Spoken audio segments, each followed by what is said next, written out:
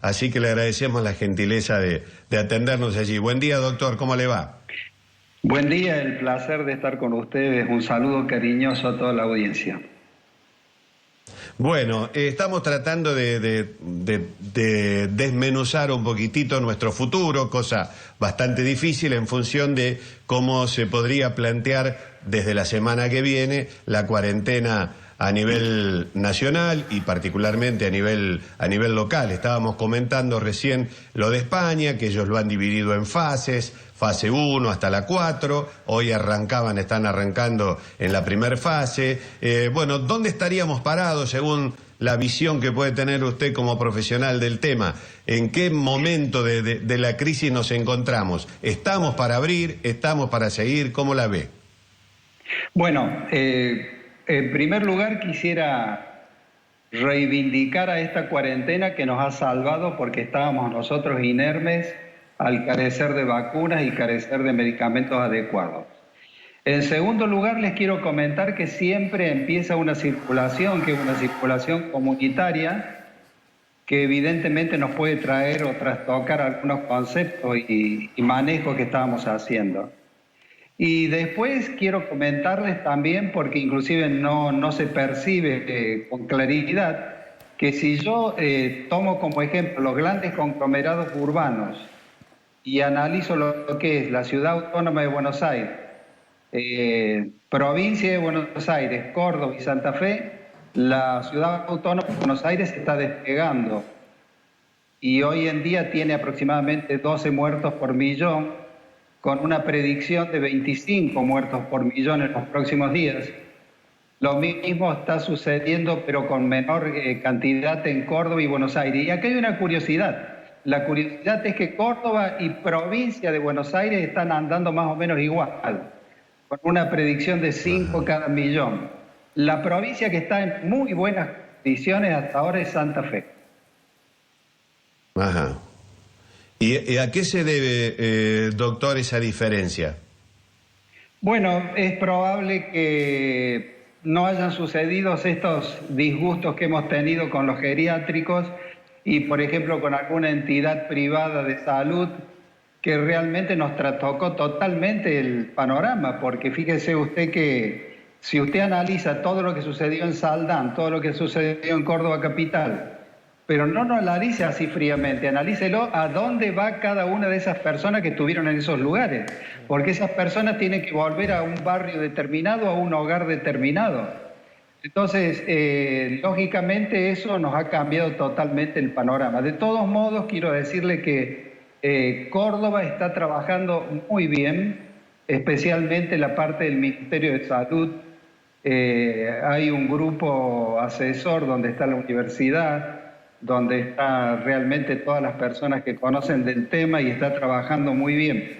Lo que sí yo les quisiera aconsejar que hay que seguir extremando todas las precauciones, todos los recaudos, porque si uno empieza a liberar esto ya está descrito, está en los libros y demás. Si uno empieza a liberar todas estas situaciones y dice flexibilicemos aquello, flexibilicemos esto, si bien es cierto de que yo puedo volver para atrás, pero esa flexibilización me puede llegar a dar algún tipo de disgusto. Lagui, perdón, Hugo, buen día, Carlos Abaj. En cuanto a la experiencia internacional, que obviamente vos tenés mucha experiencia, estas cuarentenas, digamos, ¿cuándo sería el momento? Algunos hablan de 2 meses, otros hablan de un poquito más. ¿Cuál sería el tiempo promedio en el cual uno podría decir, digo esto para dar un poquito más de certidumbre, para decir, no andemos especulando si sí ni no, entusiasmo o no, y poner un poco más blanco sobre negro? ¿Cuánto es el tiempo de cuarentena que se estima para poder controlarla, nada más que controlar la pandemia? Acá, por ejemplo, con el pico que está previsto para fines de mayo, principios de junio y demás, yo te podría decir que de pronto el día 52 en ciudades como la Autónoma de Buenos Aires vamos a tener una cuestión llamativa, porque no nos olvidemos que nosotros tenemos grandes poblaciones, conglomeraciones urbanas, especialmente lo que son estas villas y demás, donde de pronto por una cuadra la densidad demográfica es increíblemente alta. Entonces, si una pequeña cosa explota ahí, evidentemente todo el grupo, porque no nos olvidemos de que hay casas que tienen hasta 8 o 9 habitantes. Sí. Por lo tanto, lo que se dijo en el año 1371 con la famosa peste negra, la cuarentena, creo que en este momento acá no es válido. Yo creo que acá hay que ser sumamente sobrios, moderados, cautos e ir evaluando sobre la marcha. Si de pronto yo aflojo algo, algún oficio, algún tipo de actividad, algún tipo de especialidad, e inmediatamente veo de que yo he tenido algún tipo de mal paso, inmediatamente debo volver hacia atrás. O sea que acá hay que estar constantemente evaluando la situación, hacer un buen diagnóstico de situación, y dentro de toda esta pregunta tuya está la propuesta de soluciones. Doctor, buen día. Daniel Potenza lo saluda. ¿Cómo le va? ¿Cómo anda, Daniel? ¿Qué contás? Un gusto saludarlo y nuestro respeto, doctor. En relación a lo que estaba respondiéndole al doctor Sabac, ¿cómo se compatibiliza, y esto nos venimos preguntando hace mucho tiempo, esta necesidad de la cuarentena, del aislamiento, del confinamiento, de estar preocupándonos para mantener la distancia, con todos los efectos colaterales que esta cuarentena va a provocar en el ánimo, en la cuestión psicológica, en la pérdida de trabajo? ¿Cómo hace para compatibilizar esa situación? Evidentemente que el tema de la parte económica la van a tener que manejar los economistas y los expertos en esto, pero mi gran preocupación siempre ha sido la vida humana. Yo, por ejemplo, soy y estoy muy confiado, me tocó un rol importante en el tema de la H1N1, inclusive hacíamos, por ejemplo, comités de crisis donde estaban presentes hasta los obispos. En distintos lugares, en distintas provincias y demás, a tal punto de que las personas que manejaron el Instituto Malbrán en ese momento, donde yo estaba, por ejemplo, con ellos, hoy en día vinieron a trabajar con nuestro grupo científico, y, por ejemplo, el doctor Pons está dirigiendo el Hospital Nacional de Clínicas, un hombre de mucha experiencia. Quiero decirle, ¿qué quiero transmitirles con esto? Que se tiene que hacer una evaluación constante, precisa, no dejar escapar ningún elemento que nos pueda llegar a dar disgustos muy grandes, porque, a ver, yo, por ejemplo, cuando de pronto hablo de economía y digo, hubo una gran equivocación, hubo tal pérdida, tal otra, o algo por el estilo, acá, si yo tengo una equivocación o yo no soy presto en solucionar, por ejemplo, alguna cosa, estoy perdiendo vidas, y eso es lo que la gente en general no le presta atención. Porque hay algunos que dicen, bueno, a mí nunca me pasó nada, yo hoy salgo, esto no me va a suceder a mí. Hay un sinnúmero de personas en esta variopinta sociedad que no todos piensan igual. Pero si yo puedo hacer algo a través de esta audiencia tan importante de este programa, es responsabilidad. Y no es únicamente responsabilidad del ciudadano, es responsabilidad del gobierno, responsabilidad del ciudadano y de todas las instituciones. Por eso siempre hablamos en epidemiología, responsabilidad compartida. Es fundamental la responsabilidad compartida, porque evidentemente si no vamos a tener los disgustos que hemos tenido con esto que les comenté al principio de los geriátricos, la institución privada, que de pronto todos esos vuelven a sus lugares de origen, a sus casas, y ya son una bomba de tiempo en esos lugares. Doctor, nosotros hacíamos un análisis obviamente de aficionados, no de especialistas en lo más mínimo, pero en lo particular llegaba a una conclusión que a mí me parece que por ahí está coincidiendo un poco con lo que usted dice. Si nosotros estamos en un periodo de espera del crecimiento de la curva, sería una contradicción deshabilitar la cuarentena, porque si estamos en plena ebullición esperando que crezca la curva, si desactualizamos, mejor dicho, desautorizamos la cuarentena, le estamos echando nafta al fuego. Esa es al menos mi apreciación. Acertada, precisa y contundente. La apreciación suya es lo que hay que aplicar en estos casos. Fíjense ustedes que yo hace mucho tiempo lo dije a esto, inclusive hablé de que era un suicidio abrir la cuarentena, y en una conferencia de prensa el presidente de la Nación me distinguió casualmente por haber insistido con estas cosas y por la experiencia de las epidemias que anteriormente le he mencionado. Por lo tanto, yo le digo que hay que ser muy, muy cautos en esto, hay que insistir, hay que inclusive ser muy respetuoso, especialmente para las personas que en este momento pueden salir a trabajar para volver y demás. Hay que mirar, hay que observar, hay que ser... Los griegos tenían una palabra maravillosa que era sopesar la situación. Hay que sopesar la situación, hay que ver, lavarse bien las manos, usar el barbijo y demás. O sea, ya son cosas que evidentemente nos pueden aislar totalmente. Mire, le voy a contar algo que es muy importante. Entre dos personas, que una usa barbijo y la otra está contaminado, hay un porcentaje prácticamente enorme de que la persona que no lo tiene se contamine. Entre dos personas que usan barbijo es prácticamente nula la contaminación. Entonces, si tenemos un virus que es tan difusible, tan difuminable, tenemos que ser muy cautos en eso. Fíjese usted que si yo analizo el grado de contaminación de este virus, está prácticamente en cuarto lugar en la medicina internacional. Primero sarampión, número 1. Segundo viruela, número 2. Y después teníamos a este y a ébola. Entonces, no es cuestión de relajarse, hay que estar siempre atento, lavarse las manos, ser cuidadoso, llegar a la casa y utilizar, por ejemplo, la famosa sustancia esta de la lavandina, el 10% en cualquier solución de agua, limpiar los picaportes, limpiar los pisos, limpiar las mesas, porque eso es contundente, está perfectamente comprobado que lo mata el virus. Y además, no se olviden ustedes de que siempre todos se quejan que esto es caro, que no lo consigo.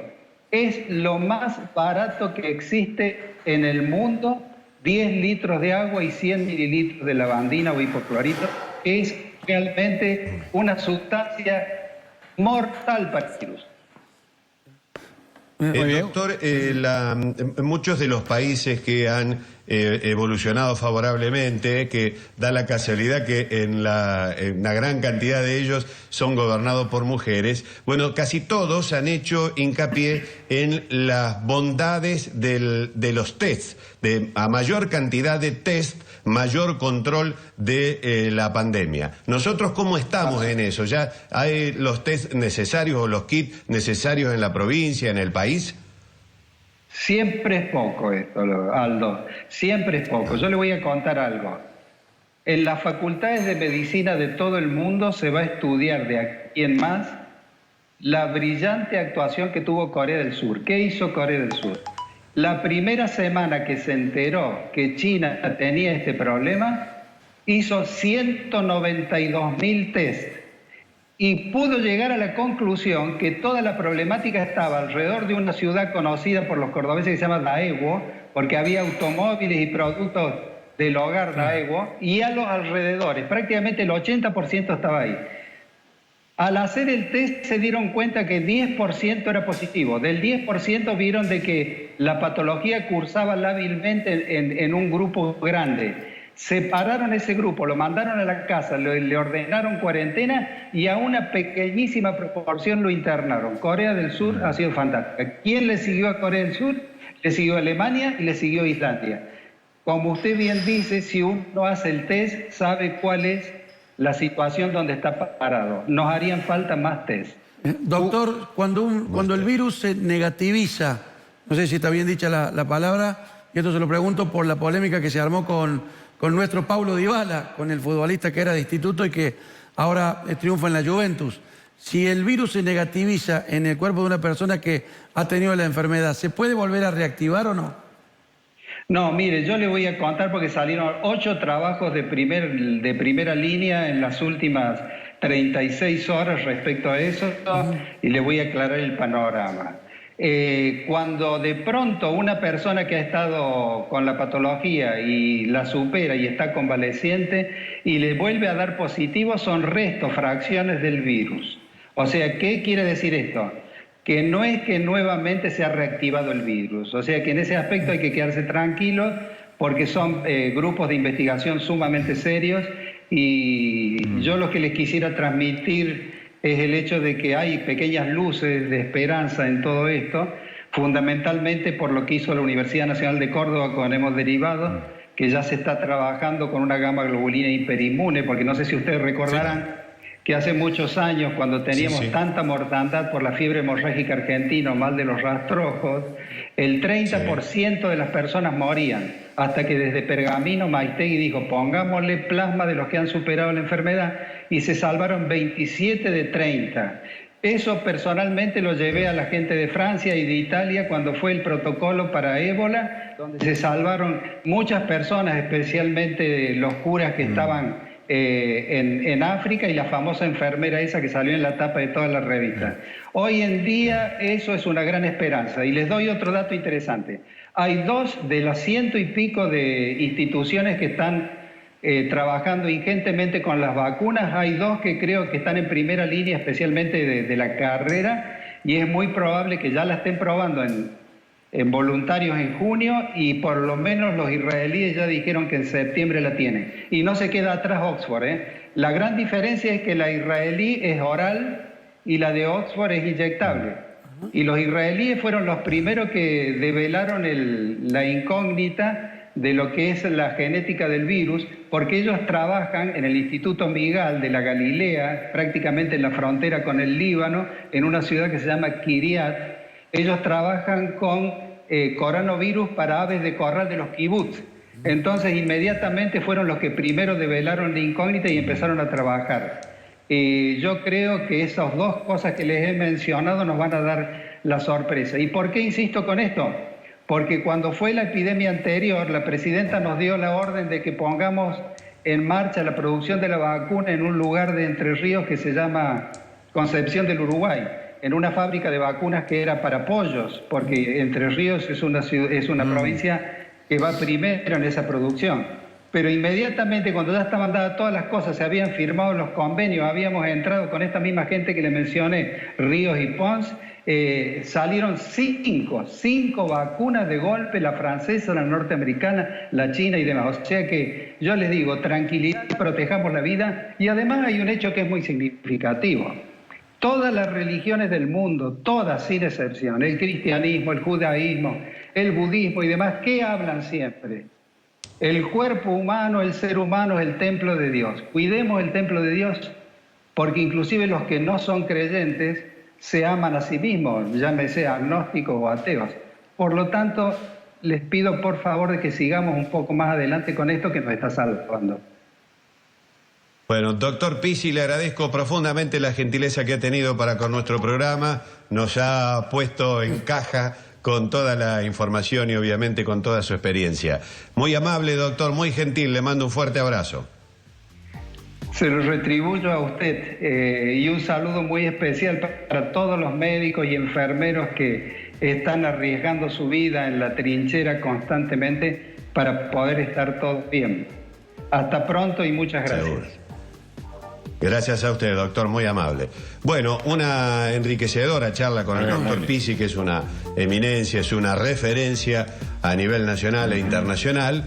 Yo creo que queda claro, me parece que él ha hecho una síntesis muy precisa. Ha valorado la cuarentena, hecho que nos parece que si él piensa que darle valor a la cuarentena es tal vez un elemento importante, está avalando la teoría de que debe continuar un tiempito más. Me parece, no sé si vos, sí, Doc, lo entendiste por ahí. Comparto totalmente lo que estás diciendo. Creo que hay que pegarle, ya que hicimos 20, hagamos 21. Me parece que ese es un poco el análisis. Y la segunda cosa que quiero destacar de Pizzi es esto que dijo de la vacuna al último, y no sé si lo leíste bien. Es como muy esperanzador lo que dijo, ¿no? Como muy interesante. Muy esperanzador. Porque hay como muchas líneas y es medio como que hay una realidad muy concreta con respecto a esto. Así que bueno, es como para ponerle también esperanza en momentos en que lo que más hace falta precisamente es eso, ¿no?